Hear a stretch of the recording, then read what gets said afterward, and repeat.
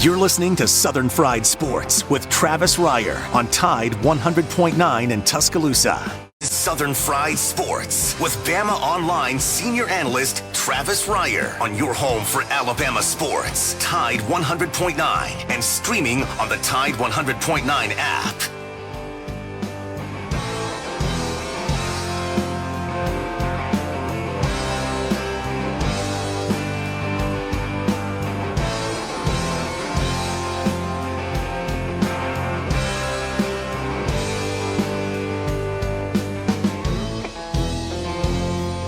Make it through this year, I think I'm gonna put this bottle down.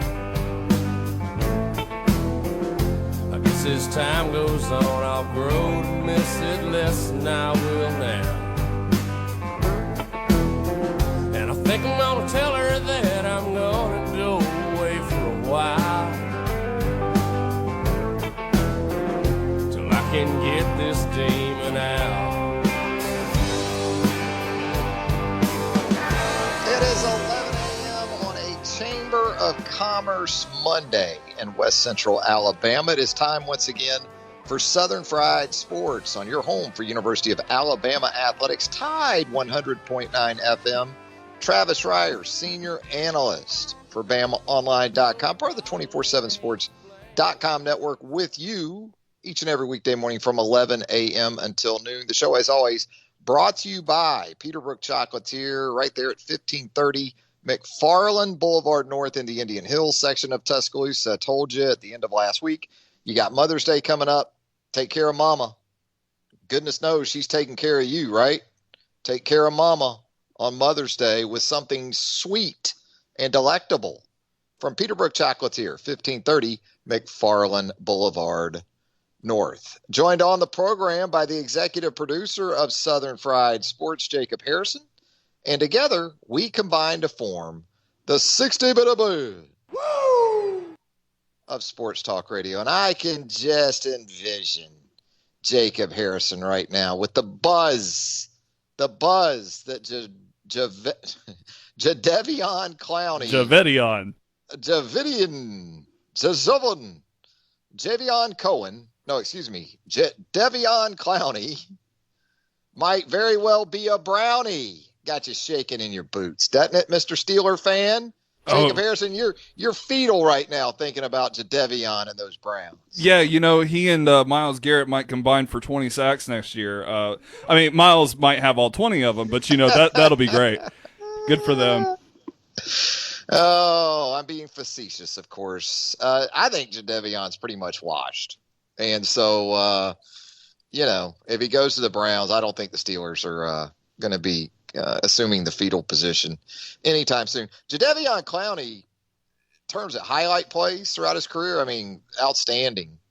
But has it been the career we sort of anticipated? Jadeveon Clowney's just 28 years old, and he's pretty much down to one-year deals, isn't he, at this point? And you go back to Jadeveon Clowney as a recruit coming out of Rock Hill, South Carolina, and Alabama was supposedly right there in the mix, top 2, top 3 option. There was no way Jadeveon Clowney was coming to Alabama. And the reason for that was Jadeveon Clowney was a slam dunk NFL player from the jump. It didn't matter where Jadeveon Clowney went to college. As far as getting to the league, he was a first-round pick as a freshman at SC. And so he was absolutely going to stay home and go to South Carolina, not just because of proximity either. You think about at the time what the expectations were for players at South Carolina under Steve Spurrier and here at Alabama under Nick Saban. And you know already that you're going to the NFL. You going to push yourself that much? No.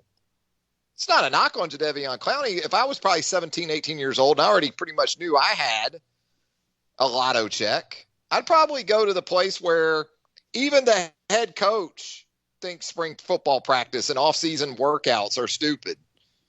The head coach, as great as he was for much of his career at Duke, probably Steve Spurrier was at his greatest at Duke. Nobody talks about that enough. He won an ACC championship at Duke. Now, there was no Florida State, Miami in the league at that time, but still, Steve Spurrier winning the the ACC, I think it was in 88-89, right before he left for Florida, to me is still the single greatest accomplishment on his coaching resume. Because you still had to deal with Clemson that had it rolling pretty good under Danny Ford there in the 80s. And there were still viable, strong football teams in that league. But Steve never wanted to really put much emphasis on 365, 24/7 type of dedication. And so absolutely Jadeveon Clowney was going to go to South Carolina. It made too much sense. And here he is now, kind of nomadic at the end of his career, looking to catch on perhaps with the Cleveland Browns. 205-342-9904 is the Peterbrook Chocolatier studio line. If you'd like to jump on board with us, you are more than welcome to do so on a winners and losers Monday. Going to be a lot of winners for the University of Alabama. Great weekend for UA Athletics. Great weekend weather-wise, wasn't it? I mean, I guess we had some rough stuff Friday night. And I was out so far past my bedtime Friday night. And it became painfully clear in doing so as the weekend progressed. Jacob, I've lost my T-Town fastball. You know, it's official. I'm a soft tosser. I'm kind of like that end-of-the-line reliever, that can come in and throw some strikes. But the heater is gone. That's official now. I can go ahead and confirm that.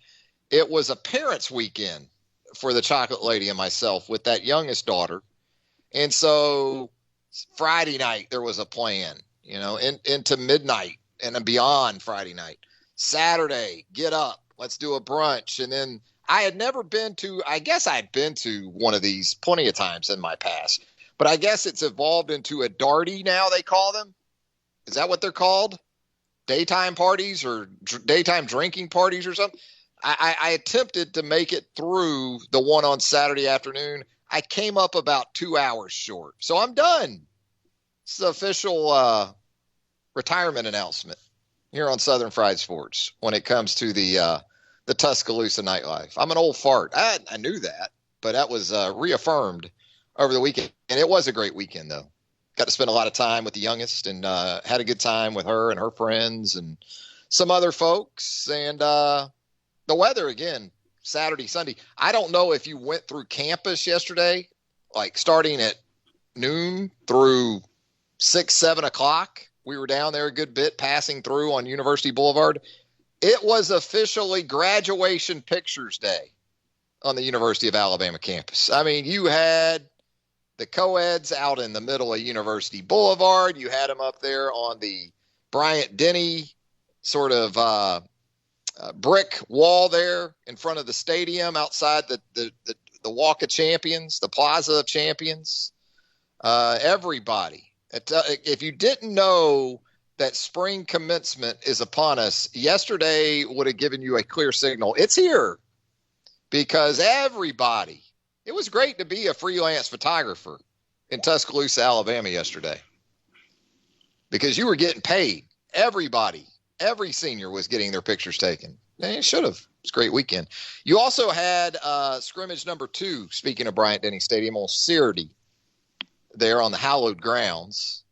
And we'll get into some of that as we move throughout the program. Sounded like a continuation in a lot of ways from scrimmage number 1. Maybe a couple of surprise standouts. Hearing that Roydell Williams was very productive at the running back position. I don't know how much of a surprise that is, considering that Roydell's only going into his second year, so probably too early to go ahead and hand him a Heisman or write him off. But good to hear, because your expectation is that while not experienced, if you're an Alabama fan where the running back position is concerned, that there is an abundance of talent. And so you are reminded that Roydell Williams, as a high school player over there at Hueytown, put up some hellacious numbers. So he's capable. And you still have Jason McClellan, Brian Robinson. Kind of the down note of it all was the continued sort of injury bug there with that offensive line. A couple more guys going down, including Nevin Neal. The upside of that is you're getting these young guys a lot of reps against some really good guys on the other side. if you're going ones versus twos, it's almost a relief, right? If you're a Tommy Brockermeyer and or a J.C. Latham, that you have to go up to the ones, because then you get to work at least against the twos. When you're down there with the twos and you're going against Christopher Allen and Will Anderson, wow, that's a lot. That's a lot. So we'll get into some scrimmage talk as we move throughout the program as well. Again, winners and losers. We'll talk some Alabama softball, some Alabama baseball. Hideki Matsuyama, first Japanese male to win a major championship, gets it done at the Masters. Kind of a raggedy finish over there at Augusta National, but as we've said many times before here on the program, no room for pictures on those scorecards, right? They don't ask how, just how many. And Hideki got it done over in Augusta this weekend. Let's talk to Jeff on the Peterbrook Chocolatier studio line right now. Jeff, how are you doing? I'm doing pretty good. How you doing? Great. I just want to say, I know it looks like Alabama athletics is pretty solid. Not every sport, but pretty solid. It looks like, I know softball. I was watching some days this weekend, and I know Mr. Murphy got kicked out, didn't he? Well, sometimes you got to do what you got to do, and the Alabama Crimson Tide did what it needed to do over in Fayetteville, winning 2 of 3. And Montana Fouts, boy, you talk about dominant. 2 complete game wins for the right-hander, and she didn't give up an earned run. Yeah, they're good. There's no doubt they've got the talent. Yeah. There's no doubt. I mean, but it's kind of hilarious him picking that backpack up, walking them stands, though. Kind of hilarious there on Saturday. Watch him do that. He was arguing. He's arguing balls and strikes, and you don't do that. So you just don't. That'll get you going. But you don't mind seeing that. You don't mind seeing that sometimes from your skipper. Sometimes you gotta do that for your team. Well, it's kind of like Sticker the Braves last night. Once they make a call, you don't go out there. Tough one. If you do, you should be tossed. Simple as that. Yeah, the call's being made. You go on. So with that Braves Phillies finish last night and the call at the plate that wasn't, as far as the Phillies winning run, and Braum not looking as if he touched the plate, and even with replay it was upheld that he scored, kind of made you wonder. You talk about managerial outbursts, Jeff. What about Bobby Cox? Had he been around for that one last night? Oh, well, yeah, Bobby Cox would win. He's a king. He's had the most ejections of anybody. See, nowadays with replay, we don't get that anymore. We don't get the managers going out and nose-to-nose umpires and sparking and all that stuff. We don't get that anymore. So that's one thing about replay I don't like. But I just want to say I'm a Kentucky fan, so I know we don't have no basketball program no more. Okay, Calipari can't coach or anything, so I know Drew thinks that Quaker Rhodes is going to surpass Calipari one day. He thinks Quaker Rhodes is the greatest thing since John Wooden, I reckon. He's just going to roll and strut. He's going to roll and strut through the SEC. I know Kentucky we ain't got no basketball program no more. We can't play or anything. And our football program, of course, we can't compete with Alabama, but we got Stoops, and we're trying to get up that level. Nobody thinks we can win the SEC East, though. Nobody thinks we ever do it. So I'm hoping before I pass off his Earth, I hope we do it so we can prove everybody wrong. Because every year they underestimate Stoops in Kentucky every single year, and we keep on underestimating them. But I did want to ask you too. I know you're a big Alabama. I know you follow Alabama stuff, but I just wanted to ask you what you thought. I know Pitch Barnhart's a AD, and I know Byrne worked for him a while, and the Florida guy, Mississippi State guy did. He's got an athletic AD tree pretty long with Oregon's guy, Murray State, and DePaul's ADs and stuff. But I did want to ask you what you thought the job Stoops doing. I know you don't think we'll win the East and be in Atlanta, but maybe one day we'll get there. Maybe we'll play Alabama one day or LSU or somebody. But we'll try to get up in football, and we'll try to win in basketball again too. We just got the best arena in the SEC. We don't have the worst like Alabama Coleman Coliseum at Dub, because you'll never let Bryant Denny Stadium get that way like Coleman Coliseum is right now. But hang in there and have a good week. See you. There he goes, Jeff, the Kentucky fan checking in. Yeah, I think Stoops is doing what you need to do at Kentucky when it comes to football, and that's win a few more than you lose, go to some bowl games, win your bowl game like Kentucky did back in January, beat an 8-3 top 25 team in NC State down in Jacksonville. You do that on the regular, you're going to be able to stay at Kentucky as long as you want. And if you're Kentucky and you're Mitch Barnhart, you absolutely should lock up a guy like Mark Stoops if he is putting that type of product on the field on a consistent basis. Commonwealth Stadium, as it was for much of my life, I guess it's Kroger now. I would agree that no comparison there between Kroger and Bryant Denny. Rupp has it's got some moss on it now, but still a bucket list destination, no doubt about it, for any college athletics fan, let alone college basketball. I mean, you want to go to Rupp Arena. Kind of a role reversal there, I would say, with facilities. Commonwealth is fine. It's always been a decent place to see a game. And it's been sort of that role reversal in terms of fan bases too, right? When Alabama has made that trip to Lexington, you see a lot of crimson up there in the Bluegrass State. And likewise, in the past anyway, when Kentucky would come down to Coleman Coliseum, at least in those corners, man, be a lot of blue in Coleman. That might be changing, though. That might be changing after our most recent season. And speaking of Alabama basketball, we got to talk about that too. The ever-expanding roster of Nate Oates' team with Noah Gurley, the Furman transfer, coming on board over the weekend. Wow, what a week in terms of personnel acquisition for Nate Oates and his staff. Started with Charles Bediako, 6'11" post from IMG, jumping on board.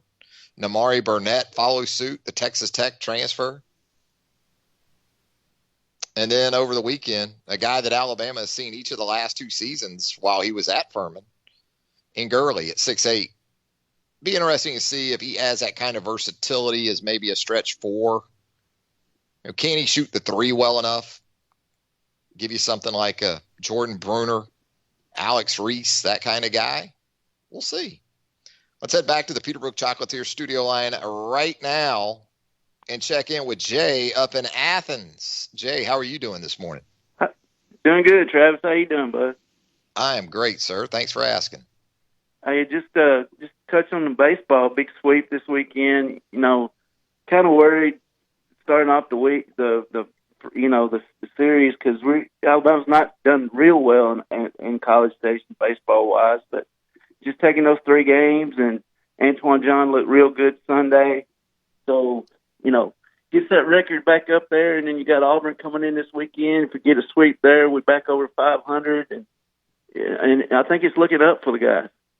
I don't think there's any doubt. You went through that just unenviable gauntlet of three straight top six teams in the country to open SEC play, and you had the daylight there. You had a little bit of the door ajar with a 3-6 Texas A&M team, but you still had to go on the road. And man, I don't care who it is in the SEC. Road sweeps in the SEC are like the unicorn, right? I mean, they're 3 wins. They're 3 wins, but they feel like 4.5 or so. Yeah. When you go on the road and get a sweep. And I thought a big key this weekend, Jay, you tell me, in comparison certainly to the Tennessee weekend, just 8 walks all weekend, all 3 games, and just 1 error from Alabama defensively. So they limited the free outs and they limited the free bases, and their stars came through in some big spots. And Peyton Wilson continues to be great.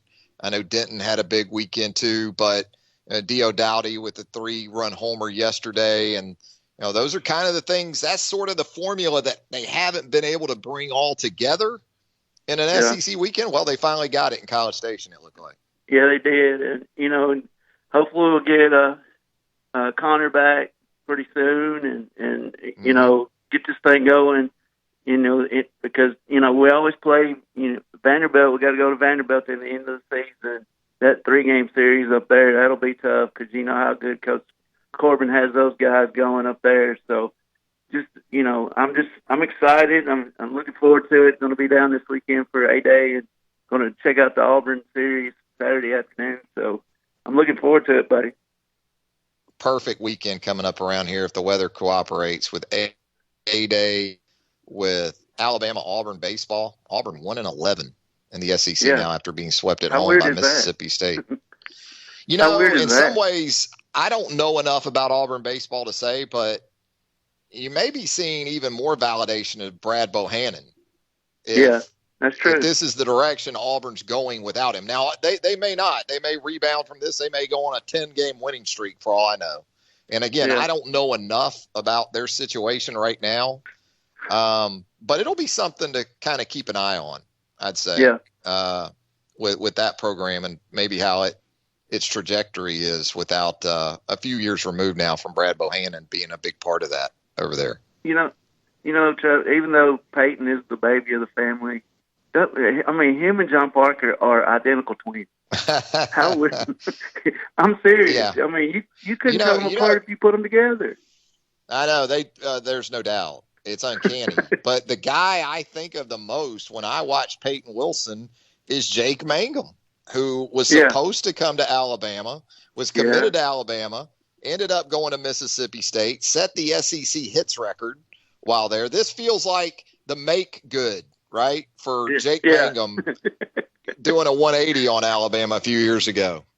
Yeah, and what about Chase Lee? I mean, he stepped up. Couple saves, he's big. Couple saves, and I'm excited. You know, get back to Birmingham hopefully and see how this thing goes. But Travis, you have a great rest of the day, buddy, and we'll talk to you later. Roll Tide.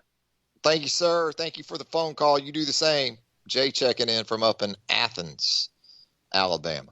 205-342-9904. Yeah, you can do the same if you'd like to. We're going to head to our first break. When we come back, more winners and losers from the sports weekend right here on Southern Fried Sports, presented by Peterbrook Chocolatier right after this.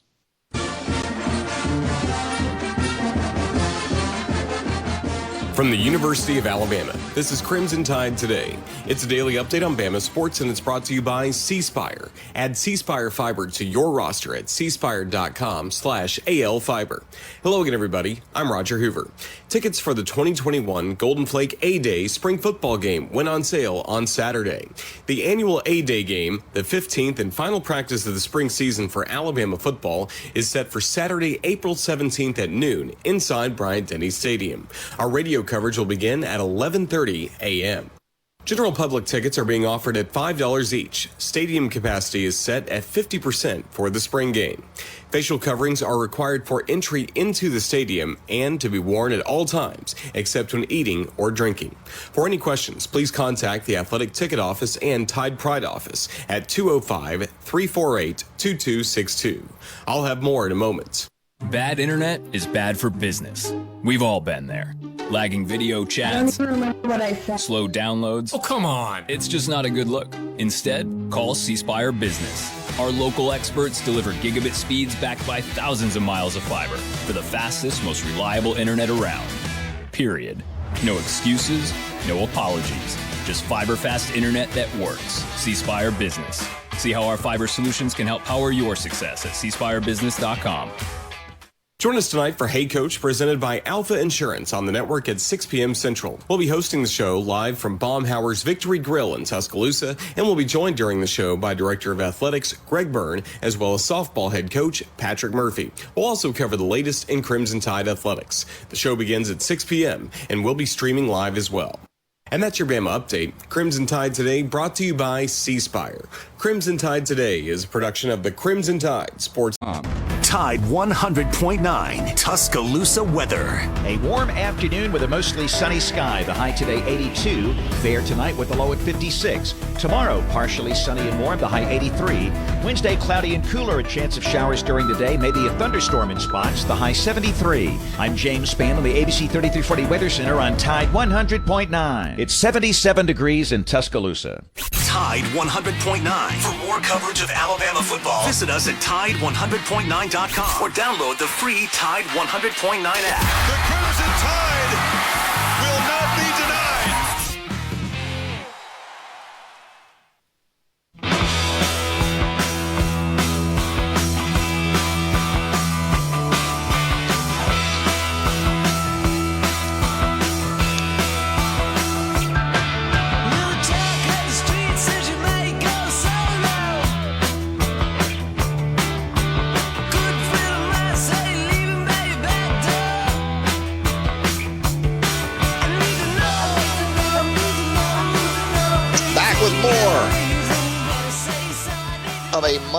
edition of Southern Fried Sports right here on Tide 100.9 FM. What you need to know is that the Peterbrook Chocolatier studio line is 205-342-9904, and I believe we have Tom waiting for us there right now. What do you say, Tom? How you doing?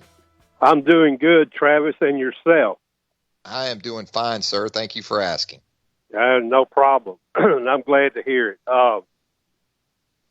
Travis, this basketball thing is mind-blowing for me.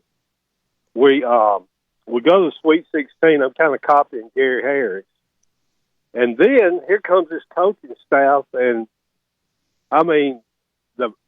the airplane engines hadn't even cooled off, so they're rebuilding the roster. And now we got more than we can take unless somebody leaves. Now, my question for you is, I want you to speculate a little bit, and I know it's all speculation. Who would be moving, or is somebody going pro that we don't know about? Well, we've talked about since the very end of the season, since the loss to UCLA, that it would come as absolutely no surprise if a couple of projected returnees explore the NBA draft process without hiring an agent. It would make total sense because you get a couple of opportunities to do that. So if you are a Javon Quinterly, maybe even a Josh Primo, maybe even another guy or two, maybe even if you're Keon Ellis, you could see where that takes you, perhaps. But when you look at the kind of players Alabama is acquiring here, especially via the transfer market, the last two with Burnett and now Gurley, you sort of look at, well, what are some specific positions with this team where projected returnees would seemingly be on the return, but this might be a good indication that at those spots, Alabama's going to have some turnover beyond standard attrition. And I'd rather not get into specific names, but I think I was afraid Tom, you was going to say that. I think, Tom, if you look at even trends with minutes for some guys, and these are some of these guys, I think, might come as a surprise to some folks because they've made legitimate contributions, strong contributions in some big spots for that 2020-2021 team. I was afraid of that one too. But but typically when it gets to this point, there is very much a plan in place, and oftentimes, if not all the time, most times anyway, as long as there's not acrimony involved in the relationship between the two parties, you got coaches like Oates and others that are working behind the scenes to get these guys in their next stops, working very proactively to help them do that, as they should, in my opinion. Yeah, if it's pretty much a mutual decision that, look, we think you're a really good player. We think you've been great for us. You've been nothing but a model sort of person, and how we want the program represented, and that should be the effort that every coach makes for a player that's looking to move, or perhaps the decision's been made that it would be in their best interest to move. So that's what I would say about it. There are some guys, and also in terms of their eligibility status, and not that that's going to be indicative of the likely attrition that's going to happen, because I think there's some first-year guys that are candidates to move on, guys that just completed their first year at Alabama that are talented guys, but it's a position specific fit for what Nate Oates wants to do. You know what I mean? There's exactly. There's not sort of this wide array of, okay, we can use a couple of just bangers and back to the basket post, right? Right. We can use a traditional point guard in terms of being a facilitator, right? I mean, he wants, in a lot of ways it's positionalist basketball, but there are some things that really have to check the boxes. Just look at the attrition from last year. A couple of the bigs that moved on. Right. Javian Davis and Galen Smith. They weren't going to step out and stretch the floor from the 3-point line, right?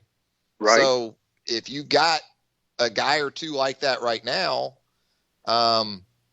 that's where I would probably look the most if there's going to be movement. Guys that are 6'6" and up would be the most likely of movers, I would think, if it comes down to that. Yeah, the Gurley acquisition is really interesting to me. Watching him with Furman, this guy is a player, in my opinion, and at 6'8", over 200, he can give you a lot of things that we just absolutely didn't have. And against Alabama, he was killer with the way he played against us. You think about how Herb Jones played at that kind of size, right? And we talk so much about the 3-point shot and tempo and playing fast, but Nate Oates, I promise you, is considering the other end of the floor as much, if not more. And so when he sees a 6'8" guy that can guard 1 through 4 or 5, like a Gurley can potentially, he's gonna love that too. And the way they like to switch defensively off the screens and everything, you don't get caught in mismatches on the ball. Well, when you're playing man-to-man, and Gurley can do that too. It's interesting you bring that up because the most successful teams in the tournament, in my opinion, were the teams who had that guy that could go 1 through 5. He could, it didn't matter who it was. Baylor had exactly a that could guard everybody, and they had 2 or 3 Herbs. So there's no doubt about that. As grown man as Baylor was getting to the rim against Gonzaga, defensively, it was the same thing in how they got after Gonzaga in that championship game, I thought, anyway. Thanks, Travis. Thanks for checking in, Tom. We always appreciate it, my man. Yeah, enjoyed it. Thanks. There he goes, Tom checking in on a Monday. Alabama men's basketball, ever-changing roster going into year 3 of Nate Oates. We'll talk about that some more, I'm sure, in the coming days and weeks here on the program. Going to step aside for a break. We come back. More Southern Fried Sports on a Monday presented by Peterbrook Chocolatier right here on Tide 100.9 FM right after this. You're listening to Southern Fried Sports with BamaOnline.com senior analyst Travis Reier on your home for Alabama sports. Tide 100.9 and streaming on the Tide 100.9 app.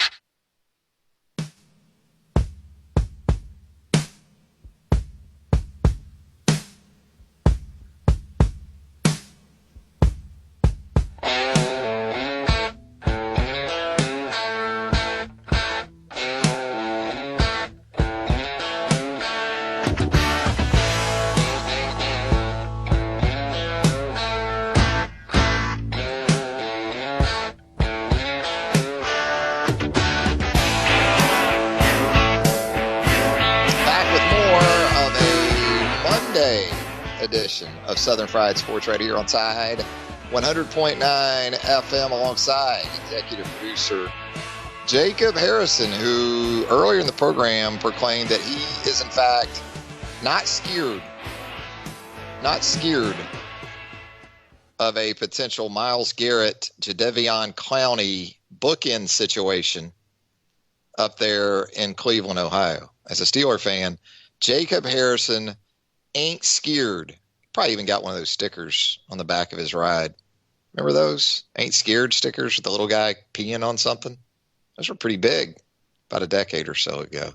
Thankfully, I think that is among the trends that have moved on.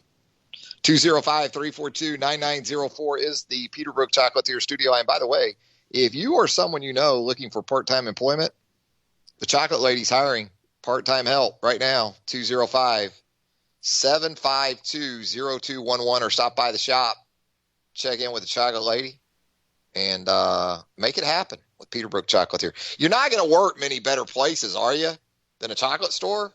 She makes you try everything, for crying out loud, so you can talk about it. So one of the first things you're going to do as an employee of Peterbrook is sample everything in the store. I mean, that's what I do anyway. I don't even get a check, you know. I don't get to sample everything even. She keeps me out of there. She's smart. We're not going to keep Super Joe out of the program. We're going to check in with Super Joe right now. Super Joe, how you doing? What's going on, partner? How you feeling, man? Feeling good, partner. Oh, man, I tell you, it was a good weekend this week. I tell you what, I didn't get a chance to go to the scrimmage, so I can't get in there. But I tell you what, I had a chance to meet the wife of Pete Golden. Very classy lady. Very I met his 2 children and stuff, and I was walking out there. I said, yeah, how's everything looking up over there? She said, I said, yeah. I said, what all you got to do to get in there? She said, I wouldn't know. She said, but my husband, he's the defensive coordinator. I said, oh, so you're the wife of Pete Golden? Yeah. I said, we talked a little bit and stuff, and and she was talking about her quarterback that looked good and stuff, which we know everybody know Bryce Young's way ahead on the scorecard, but I was hearing a lot of people talk about Jalen Milroe a little bit. That would get you good this past Saturday and stuff like that. But I was just saying, and I know I get rebuked for this and I get in trouble, but don't be surprised if Jalen Milroe jumps up to be second-string quarterback, moves up before the season is over with. I mean, do not be surprised, because I won't. Wow. It was encouraging. I hear about his ability. I hear about his running skills and stuff. He's very raw. It was got to learn that encouraging to hear playbook.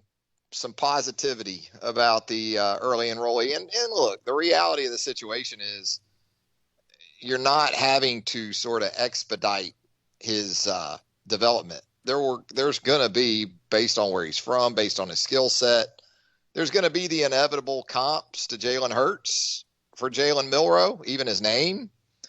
But in 2016, you didn't have a Bryce Young ahead of Jalen Hurts. You had Blake Barnett, Cooper Bateman.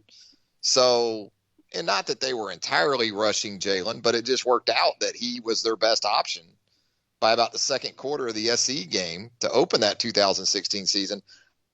Barring injury, I don't think that's going to be the situation Milroe finds himself in as a true freshman, but I hear you. I hear you on the number 2 type potential. And if you're Paul Tyson, if you're not going to really put a push into Bryce Young as the starter, you got to make sure you hold down that number 2 spot. Yeah, and I'll tell you what, let me just, who are the people we got injured right now? They're just keeping them out for a little bit. I heard of Evan O'Neal, and I think John Metch. I think he's just keeping them out for a little while, but they'll be good to go by the time the Miami game starts. Yeah, and that's the big thing. The biggest thing right now is you haven't heard things like ACL. You haven't heard things like Achilles. Those type of things that, based on a time frame, if they happen right now, you're threatening for sure the start of the season and maybe the 2021 season as a whole.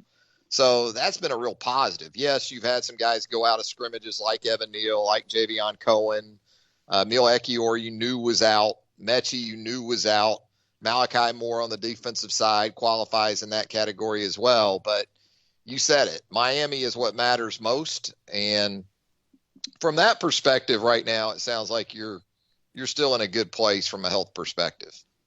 Yeah, that's the good stuff. Because bangs and bruises are going to happen all the time. The only thing I get a little is when it comes down to season-ending injuries. So it was about a year before last. It was just like ridiculous, But it was the same position getting hurt. Once upon a time, when Mike Shula was coaching, we had most people getting hurt in the offense more than anything.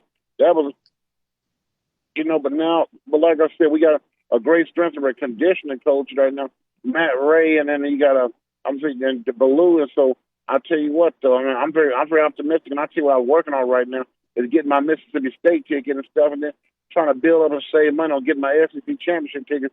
Build up, because I'm going to jump. I'm going to jump it early, just like old George Foreman jumping on Joe Frazier in the early '73. I'm going to jump on this early. That way, hey, you better try to get on it. That way, by the time put the ticket man in position to deliver, you got your money. Now, where's my ticket? That's the way I like to do it.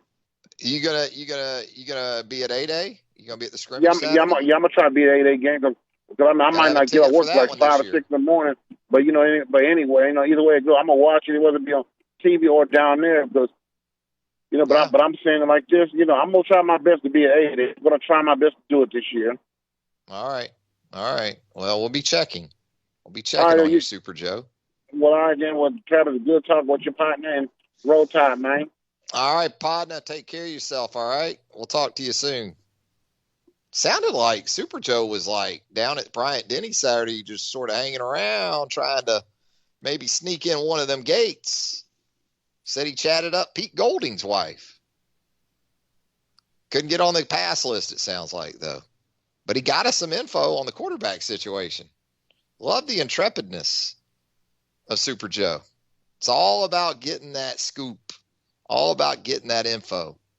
And right now, where the quarterback situation is concerned, doesn't sound like anything too earth-shattering. Pretty much what you anticipated going into the spring is played out exactly that way. And you did wonder in that 2-3 area, was Jalen Milroe going to be able to come in and perhaps provide a charge there? A lot of focus on the 1-2 spot, but maybe Jalen Milroe will make that thing interesting there in that number 2 position. 205-342-9904 is the Peterbrook Chocolatier studio line. Still time for you on this Monday to check in. I haven't even gotten to talk a lot about the Masters Tournament over in Augusta. We did sort of brush over it earlier in the show. Hideki Matsuyama. Tough one for JT because Saturday he was really in a good spot. And he's got a couple of par 5s coming up. And you're thinking, well, this is where, with his combination of length, ball striking, and putting ability, this is where JT makes his move. It looked like Justin Rose more so on Saturday, maybe at the top of the leaderboard. Matsuyama was pretty much a fixture throughout the weekend up there. But JT, with that disastrous 13th hole on Saturday, that pretty much ended his hopes. But it was good to see Michael Thompson and JT, the 2 former Alabama players in the field, make the cut. And so now, for poor Jim Nance of CBS, it's on to dreary old Hilton Head Island. Poor Jim Nance, man. We told you last week was Jim Nance week, and it just keeps going. Because he calls the NCAA men's tournament Final Four championship game on Monday night, goes directly to Augusta for the Masters coverage on CBS. And now for recovery, poor Jim Nance makes that short drive from Augusta, Georgia, over to Hilton Head Island, South Carolina, where he'll be able to regroup, to recharge. He needs it. You know, that little drive from Augusta over to Hilton Head is pretty much back roads. It's pretty cool that way because a lot of the guys in that field from the Masters will be heading over to Harbor Town, as I would too. Now, Harbor Town is spectacular, especially this time of year. Fun little golf course. As you might expect, they take great care of the golfers there at that event. Really an A-plus event on the PGA Tour. And going to have fans this year. That'll be different. Remember the restart back in June on the tour, Hilton Head got moved from this time into the summer. But you didn't have fans. But, man, that's a party. It's a party at Hilton Head. Sort of low-key, but they have a good time. They do it big at the Heritage event on the PGA Tour. Going to step aside for a final break. When we come back, more of a Monday edition of Southern Fried Sports right here on Tide 100.9 FM right after this. Tide 100.9 Tuscaloosa weather. A warm afternoon with a mostly sunny sky. The high today 82. Fair tonight with the low at 56. Tomorrow partially sunny and warm. The high 83. Wednesday cloudy and cooler. A chance of showers during the day. Maybe a thunderstorm in spots. The high 73. I'm James Spann on the ABC 3340 Weather Center on Tide 100.9. It's 78 degrees in Tuscaloosa. The flagship station for Alabama Crimson Tide football. Alabama touchdown. Only on Tide 100.9 and streaming on the Tide 100.9 app.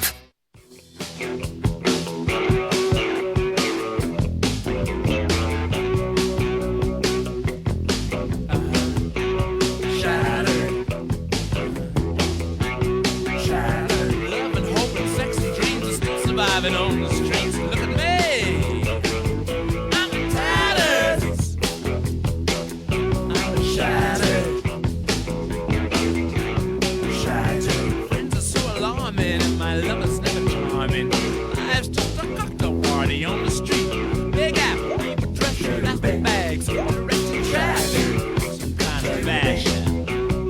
Back with more Monday edition of Southern Fried Sports right here on Tide 100.9 FM. When all else fails for the playlist theme, the default is 1978. You go on that iTunes playlist thing, and just put in 1978 rock hits. Oh my goodness. You can't beat 78, man. It was all happening in 78. Now, I was 10 years old, so I didn't even really get a lot of what Mick was singing about here. Registered a little better about 10 years later. But I was down with the groove. There's no doubt about that. 205-342-9904. That is the Peterbrook Chocolatier studio line. If you'd like to check in with us on a Monday, you are more than welcome to do so. Hey, we're doing winners and losers on a Monday. How about Hope Troutwine? Did you see this?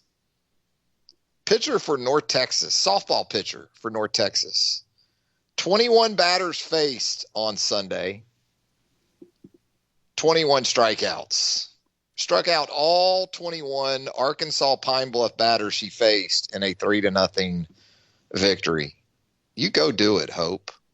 21 for 21. I don't know if I've ever heard that before. In college athletics, certainly. Good for Hope. We got to put Coach Prime on the loser list again.